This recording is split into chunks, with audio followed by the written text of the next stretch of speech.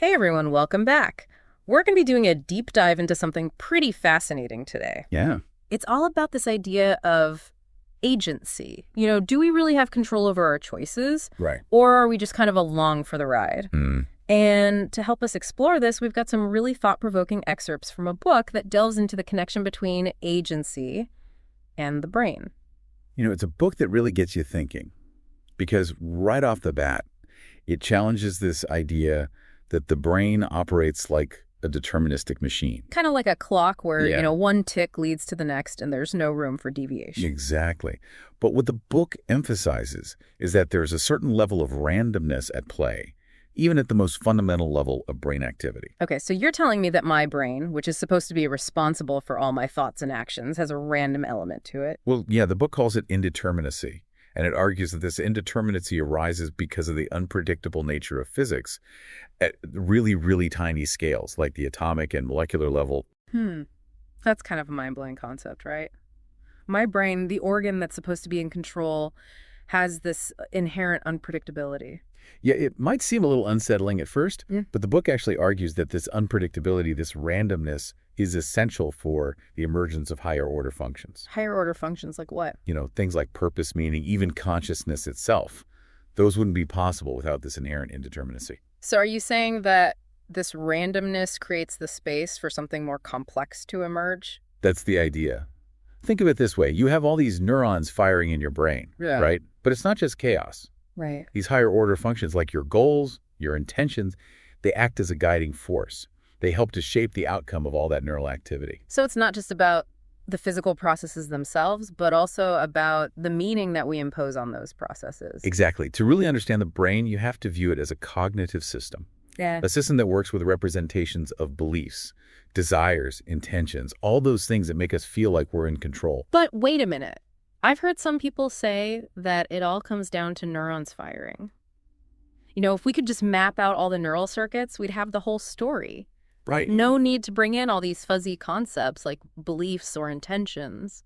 It's a common argument, for sure, but the book offers a really interesting counterpoint by introducing this concept of black boxes. Black boxes. Basically, the idea is that each neuron in your brain only has access to a limited amount of information from other neurons. Oh, I see. So even though my brain has billions of neurons, they're not all constantly communicating with each other. Not exactly. It's more like each neuron is receiving messages in a bottle. You only get to read the messages that happen to float your way. Okay, that's a great analogy. You don't see the whole picture. Yeah. Neurons are kind of like that. They take the limited information they receive, process it, and then if the signal is strong enough, they fire, sending out their own message in a bottle. So it's not just a straightforward transmission of signals. There's an active process of transformation happening at each step. Right. And the book refers to this as coarse graining, where the finer details of neural activity get averaged out. This actually makes the brain more efficient at creating new information and conveying those bigger picture messages. Wow, this is really making me rethink how I see the brain. It's less like a machine and more like this incredibly intricate network of communication, constantly creating meaning from these fragmented signals. It's a great way to put it. Yeah. And it gets even more fascinating when you start to consider neural circuits. Neural circuits. Okay, I'm ready for the next level. Well, just think of these circuits as groups of neurons that work together to perform specific functions. And by combining those simple inputs, they can actually create new information. Can you give me an example of how this works in our brains? Like, how do simple inputs become meaningful? Sure. Let's take our visual system. When light hits our retinas, the photoreceptors fire.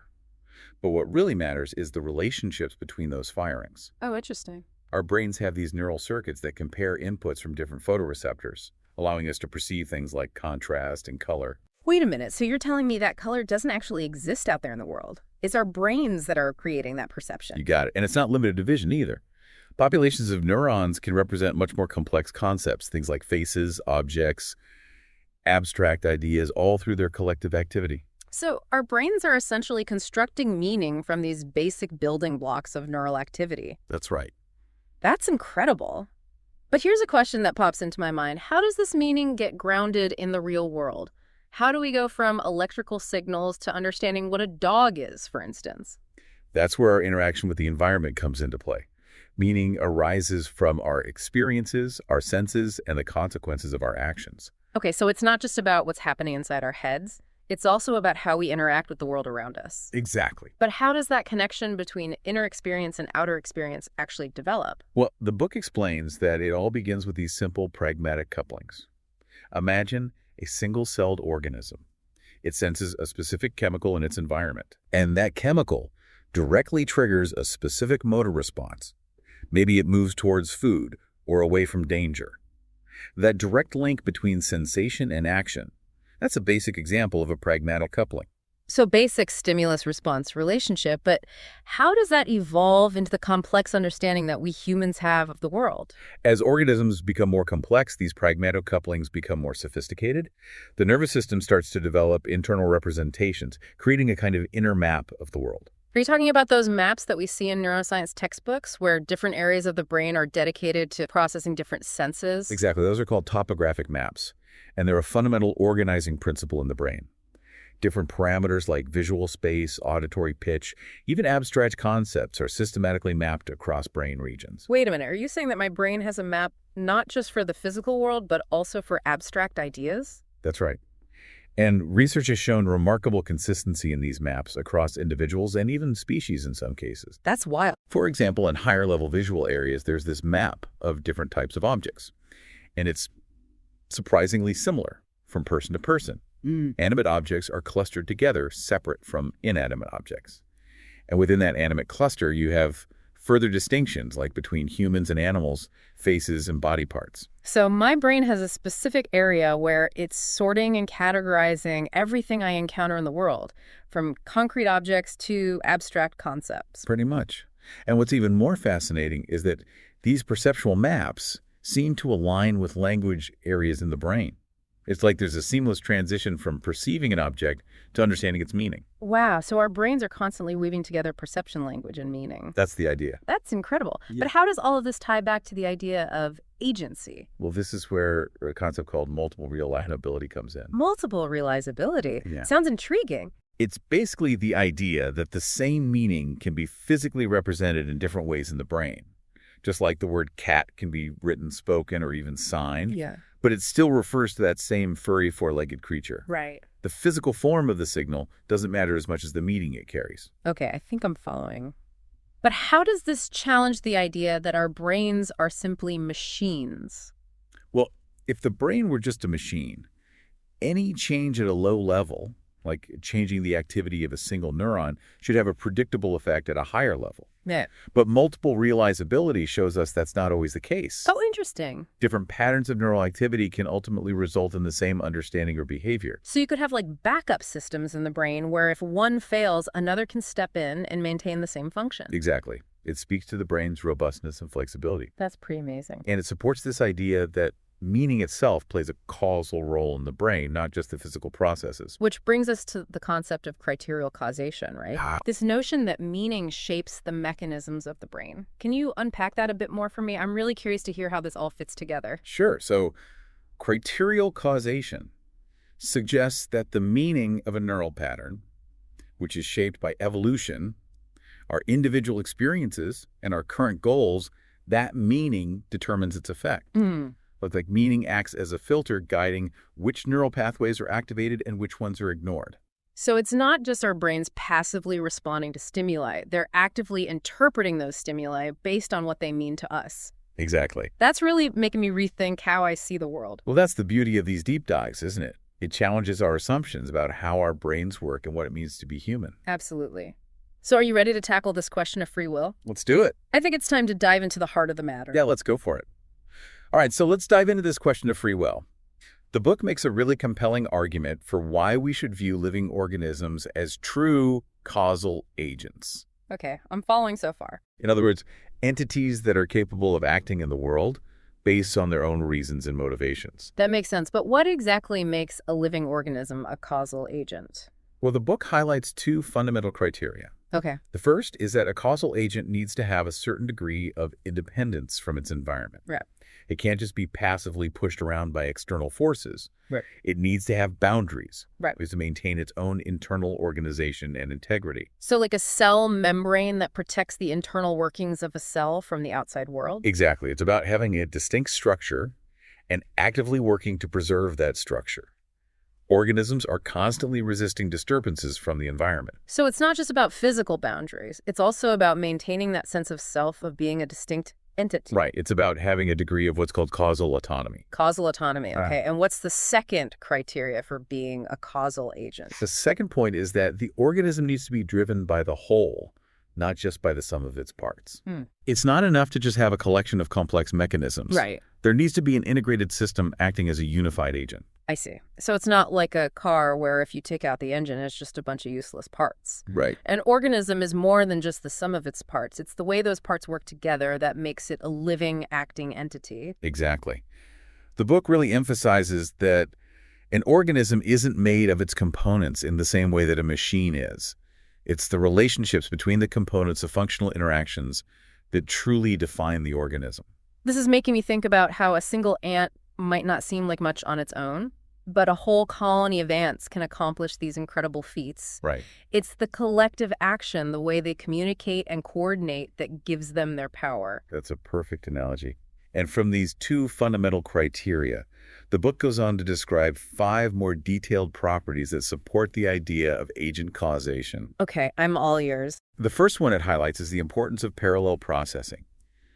In living organisms, decision-making isn't a linear step-by-step process like it is in a computer program. Right. Instead, you have multiple systems working simultaneously, communicating with each other, resolving conflicts, and ultimately arriving at some kind of consensus. So our brains are like having this constant internal debate, weighing different options and perspectives before settling on a course of action. Exactly. Much more dynamic than a simple input-output machine. Definitely. And what's the second property? The second point is that organisms are endogenously active. Endogenously active. Meaning they're not just sitting there passively waiting for instructions. Right.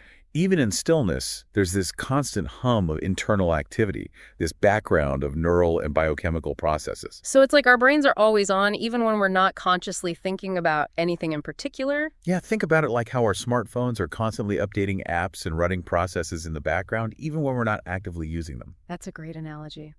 Okay, what's next? The third point the book makes is that the currency of the nervous system is meaning. It's not just raw data being processed, but information that's interpreted, contextualized, imbued with significance for the organism. So it's not just about seeing a red light. It's about understanding what that red light means. Stop. Danger. It's taking that sensory input and turning it into something meaningful in the context of our goals and experiences. Exactly. And this leads us to the fourth point, which is that causation in living systems is extended in time.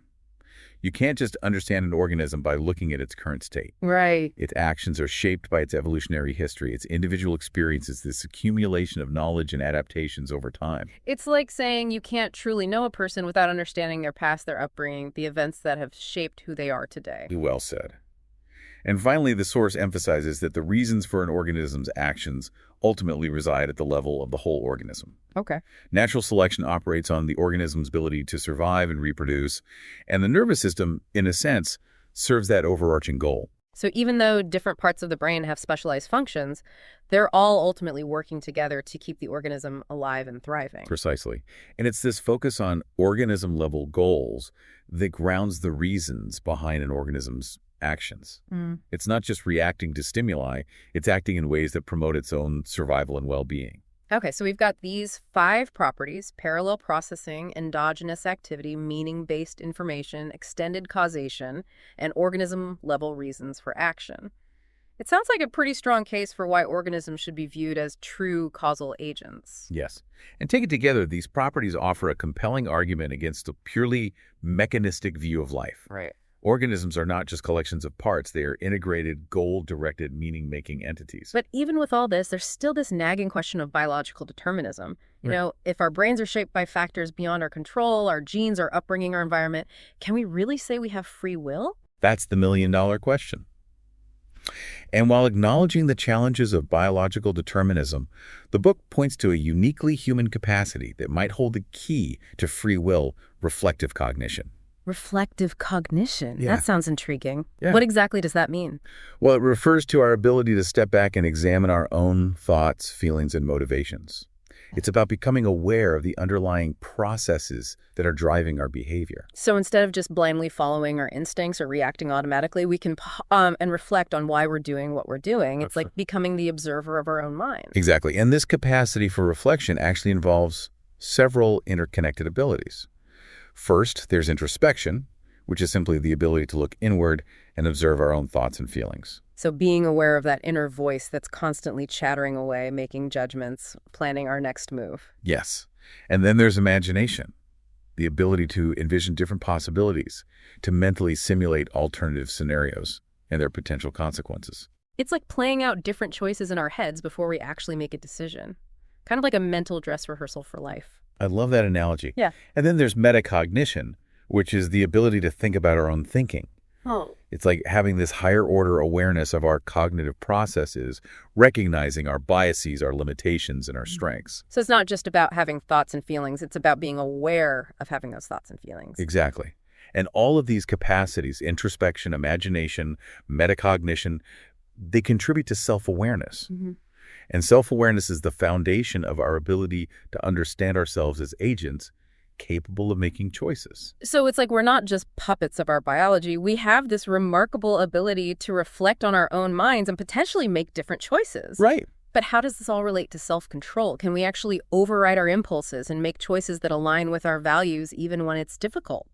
That's a great question, and leads us right into the heart of what the book has to say about free will.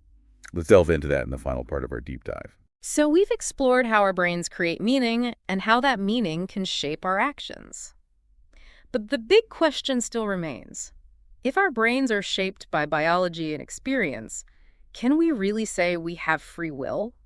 You know, the source really dives into this head on.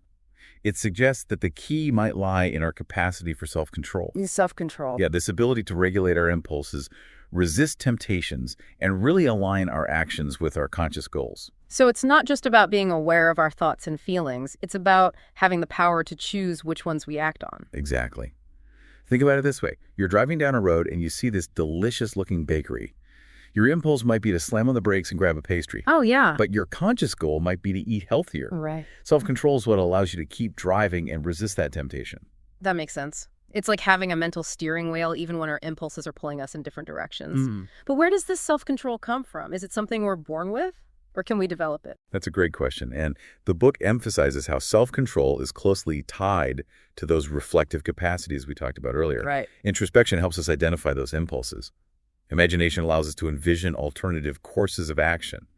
And metacognition helps us understand our own biases and tendencies so we can actually strategize around them. So the more we understand ourselves, the better equipped we are to make conscious choices rather than just reacting on autopilot. Precisely. And the more we practice self-control, the stronger those neural pathways become, making it easier to resist those temptations and align our actions with our values. That's encouraging. It means that even if we're predisposed to certain behaviors, we're not necessarily stuck with them. We have the potential to change and grow. Absolutely. This idea that we can shape our own destinies, at least to some degree, is really empowering. Yeah. It suggests that we're not just passengers in our own lives, we're active participants. This has been an amazing deep dive. We've explored the nature of agency, the incredible complexity of the brain, and this intriguing possibility that we have more free will than we might think. Yeah, it's a real reminder that the brain is still this vast and mysterious landscape, and there's so much more to discover about ourselves and our potential. Well said. To our listeners, what resonated most with you in this deep dive? Yeah. What will you take away from this exploration of the brain and agency? And here's a final thought to ponder. If meaning really does drive those mechanisms in our brains, could understanding and shaping our own meanings offer a pathway to greater self-awareness and maybe even a deeper understanding of free will? That's a powerful question to leave us with. Thanks for joining us on this mind-bending journey into the heart of agency and the brain. Until next time, keep exploring, keep questioning, and keep diving deep into the mysteries